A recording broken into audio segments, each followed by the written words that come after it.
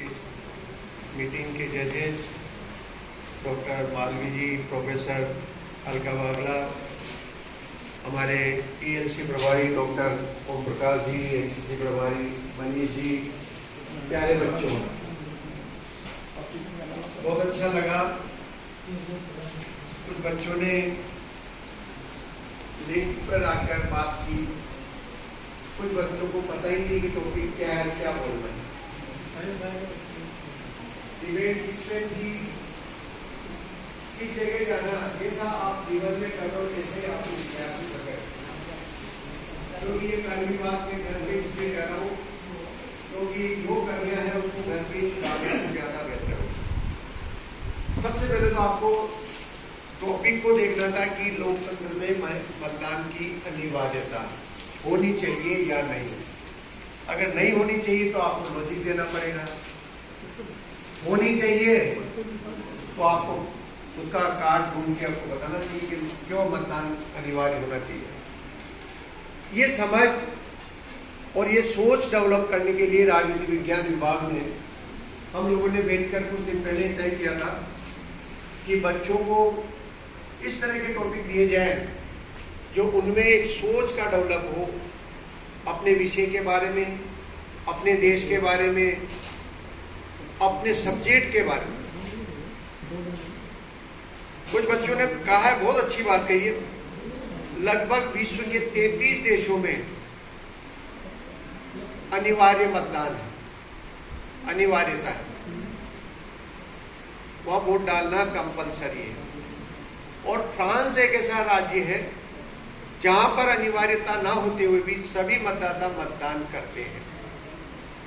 हमारे भारतीय चुनाव आयोग ने पिछले कुछ समय से, विशेष तौर से इस समय जो विधानसभा चुनाव हो रहे हैं या आगे वाले चुनाव है, उसमें सतत प्रयास कर रहे हैं स्कूलों में, कॉलेजेज में, ऑफिस में, गांव में, शहर में, गली में, कि मतदाता जागरूक हो और अपने दायित्व को समझे।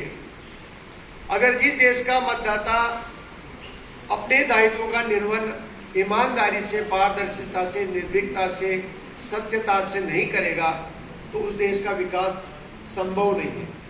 तो प्यारे बच्चों, 25 नवंबर को हमारे यहाँ पर भी विधानसभा का चुनाव है।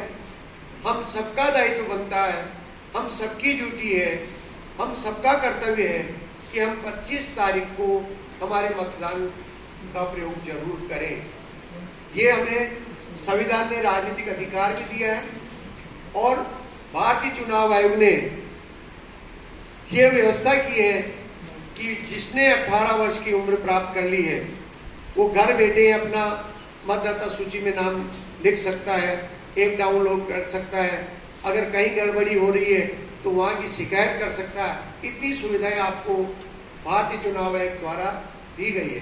तो हमारा भी एक दायित्व बनता है, हम नौजवान हैं, ऊर्जावान हैं, देश को आगे ले जा सकते हैं, हमारा भविष्य अच्छी तरह से और कैसे संवर सके, इसलिए हम व्यवस्थाओं में भी सुधार करें। हमें व्यवस्था में सुधार करने के लिए मध्यकाल में या प्राचीन काल में क्रांति करनी पड़ती थी, हथियार उठाने पड़ते थे, लड़ाइयां लड़नी पड़ती थी, परिवर्तन आता था, लेकिन वो स्थायी परिवर्तन नहीं होता था। जो राजा ताकतवर होता था वो सत्ता प्राप्त कर लेता था।